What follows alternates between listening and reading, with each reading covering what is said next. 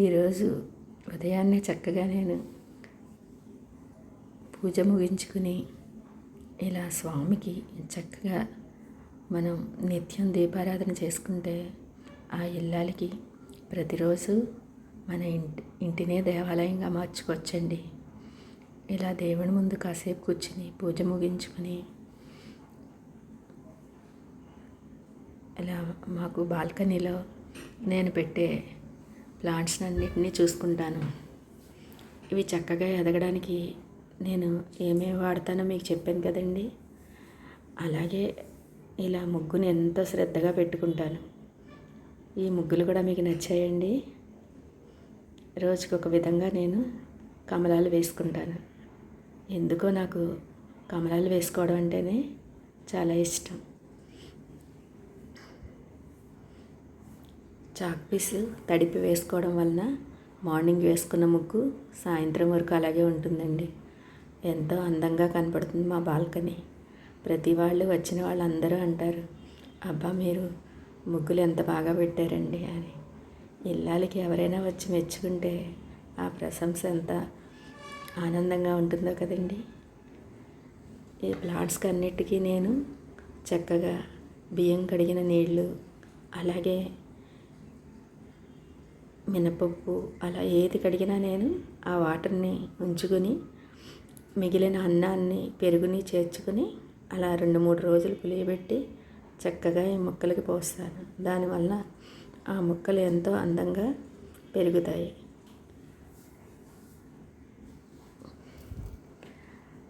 ఎన్ని పనులున్నా మనకి రొటీన్గా చేసుకునే పనులు తప్పవు కదండి.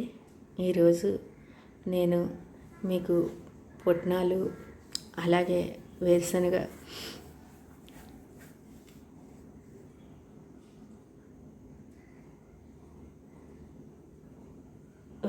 పప్పుతో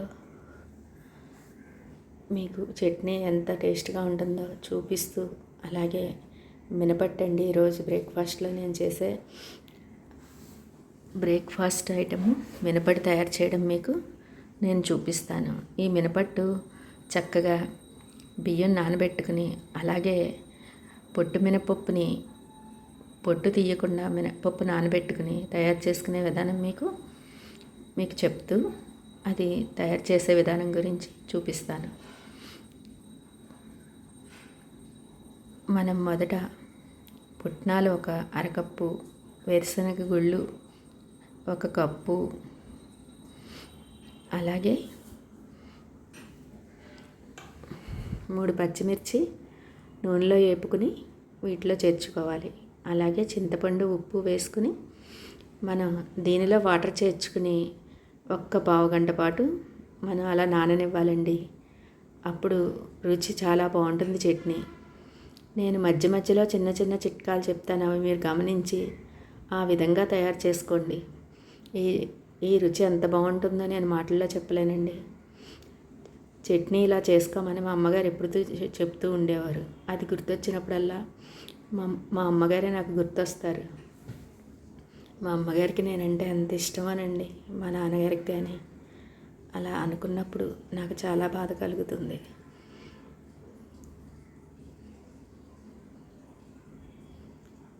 మనం ముందు రోజు చక్కగా ఉదయాన్నే మినపప్పు ఇలా నానబెట్టుకుంటే 8 గంటలు నానబెట్టుకోవాలి. మనం వీటిని కడగకుండా ఇలా డైరెక్ట్గా మనం మిక్సీ ఆడుకోవాలి. అలాగే బియ్యాన్ని కూడా మనం ఉదయం పూట నానబెట్టుకుని మధ్యాహ్నం పూట ఇలా నానిన బియ్యాన్ని చక్కగా మిక్సీ ఆడుకోవాలి. నేను ఎప్పుడు బియ్యమే నానబెట్టడం అని చెప్తాను కదండి. నాకు పిండి ఆడించుకోవడం అవన్నీ కూడా నాకు అంత ఆరబెట్టుకోవడం అవి అంత ఇష్టం ఉండదు. అందుకని చెప్పి ఎక్కువగా బియ్యం నానబెట్టిన వాటితోటే నేను తయారు చేయడానికి ఇష్టపడతాను. ఏదైనా సరే బియ్యంతో కూడా నానబెట్టుకుని చేసుకోవచ్చు. వీటికి కొలతలు ఏమిటంటే, మినప్పప్పు 1 గ్లాస్ మినప్పప్పు అయితే 2 గ్లాసులు బియ్యం అయితే సరిపోతాయండి. పొట్టుతోటే మినప్పప్పు వేసుకోవడం వలన మనకి హెల్తీ ఫుడ్ అని కూడా చెప్పచ్చు. పిల్లలకు కూడా పెడితే ఇది చాలా మంచిదండి. అందుకని మనం చక్కగా ఉదయాన్నే నానబెట్టుకుని సాయంత్రం పూట ఇలాగా నానిన బియ్యాన్ని మనం ముందుగా బియ్యాన్ని మిక్సీ పట్టుకుని అది ఒక గిన్నెలో వేసుకుని తరువాత మనం మినపప్పుని మిక్సీ పట్టి దాంట్లో కలపాలి. ఒక్కొక్కళ్ళు ఏం చేస్తారంటే రెండు కలిపేసి నానబెట్టేసి దాన్ని కలిపి మిక్సీ వేస్తారు. ఆ టేస్ట్ కంటే ఇలా విడివిడిగా మనం సపరేట్గా మిక్సీ వేసుకుని రెండు కలుపుకొని పెట్టుకుంటే ఆ టేస్ట్ చాలా బాగుంటుందండి. ఈ విధంగా మనం తయారు చేసుకుని నైట్ అంతా మనం ఉంచుకుని మార్నింగ్ మనం అట్లు వేసుకోవడానికి పిండి సిద్ధమవుతుందండి. చక్కగా ఈ పిండి పులిసినట్టుగా అయ్యి అట్లు ఎంత టేస్ట్గా వస్తాయో మీకు ఆ అట్లు ఎలా వచ్చినాయో మీకు నేను తయారు చేసి చూపిస్తాను. ఇలా తయారు చేసుకున్న పిండితో మనం అట్లు వేసుకుంటే చాలా బాగా వస్తాయండి. ఈ వీడియో కనుక మీకు నచ్చితే లైక్, షేర్, కామెంట్ మాత్రం మర్చిపోవద్దు. ఈ విధంగా తయారు చేసుకున్న పిండితో నేను దోశలు ఎలా వేసుకున్నానో మీకు చూపిస్తాను.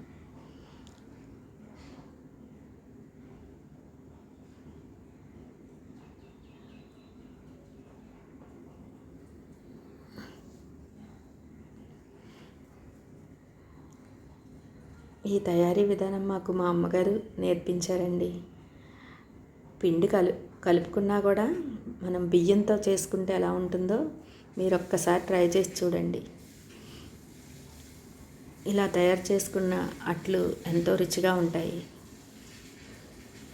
ఈ విధంగా తయారైన పిండిని మనం రాత్రంతా ఉంచుకుని ఉదయం పూట మనం అట్లు వేసుకోవడానికి పిండి రెడీ అవుతుంది.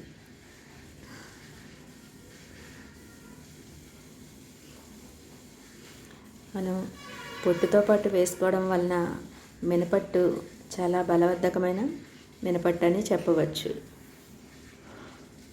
చక్కగా మెత్తగా ఈ దోశలు ఎంత బాగుంటాయో నేను మాటల్లో చెప్పలేనండి. మినపట్టునే హోటల్ స్టైల్లో దోశ అంటారు కదండి, అందుకని దోశ అన్నాను.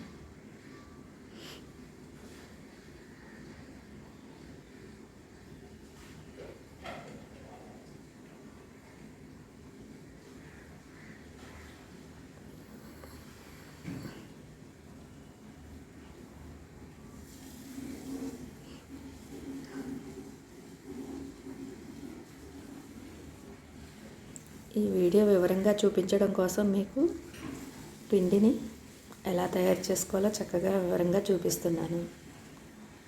ఈ విధంగా తయారు చేసుకున్న పిండి రాత్రంతా ఉంచుకుని మనం మార్నింగ్ దోశలు వేసుకుంటే ఎలా వస్తాయో మీకు ఇప్పుడు చూపిస్తాను.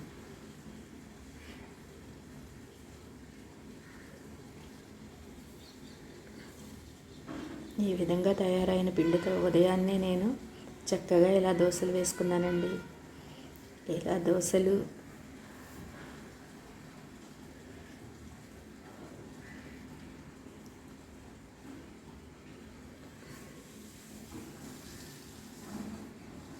మనం రోస్ట్గా కావాలనుకుంటే ఇంకొంచెం కాల్చుకుంటే మనకి దోశలు కొంచెం కరకరలాడుతూ వస్తాయి.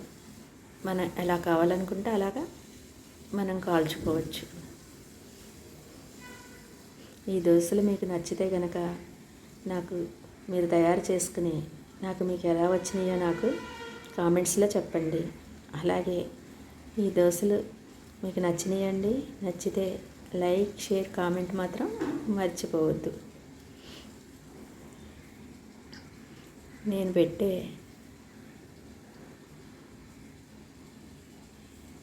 పక్కనే మీరు ఇంకా కొంతమంది సబ్స్క్రైబ్ చేసుకోవట్లేదు. నా వీడియో చూస్తున్న ప్రతి ఒక్కళ్ళు సబ్స్క్రైబ్ చేసుకోండి. పక్కనే ఉన్న బెల్ సింబల్ టచ్ చేస్తే మీకు నేను ఫర్దర్గా పెట్టే పోస్ట్స్ అన్నీ మీకు రీచ్ అవుతాయండి.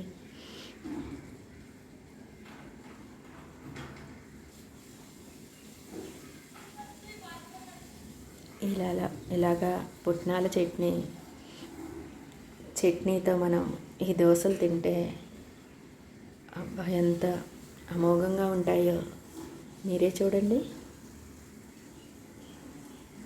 పుట్నాల చట్నీ, అలాగే మనం ఎండుకారంతో అల్లం పచ్చడి కూడా చేసుకోవచ్చు. ఈ అల్లం పచ్చడి మీకు నెక్స్ట్ వీడియోలో చూపిస్తాను. లైక్, షేర్, కామెంట్ మాత్రం మర్చిపోవద్దు. ఎంత సూపర్గా ఉన్నాయానండి.